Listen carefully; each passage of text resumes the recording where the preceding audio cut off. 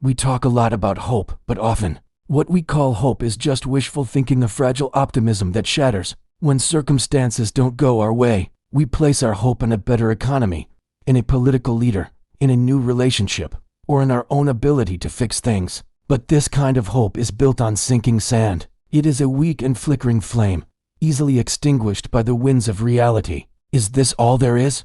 A hope that disappoints. Look up. Tonight, look at the stars. The book of Isaiah says that God brings out the starry host one by one, and calls forth each of them by name. Billions of galaxies, trillions of stars, each one accounted for by the same God who knows your name. Now look around. The writer of Job was told to consider the mountain goat, giving birth in the wild, unseen by any human eye, yet perfectly cared for by its creator. This is the God who holds the cosmos in place and tends to the smallest details of the wilderness. And here is the challenge.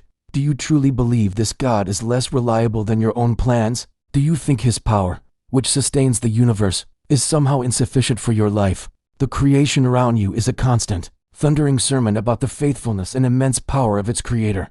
It declares that your hope is not meant to be a fragile wish. It is meant to be an anchor, secured to the bedrock of God's unwavering character. This is where community comes in. We are not meant to hold onto this cosmic hope alone. The church, the community of believers, is the place where we remind each other of this truth. When your hope flickers, your brother or sister is there to guard your flame.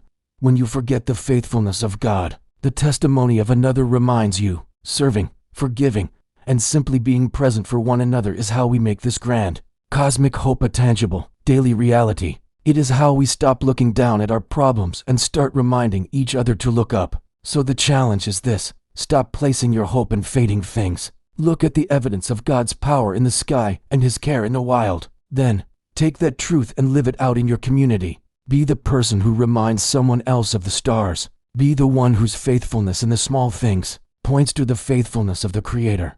That is how you find true hope, not by wishing for it, but by anchoring yourself in the God of creation and actively sharing that anchor with others.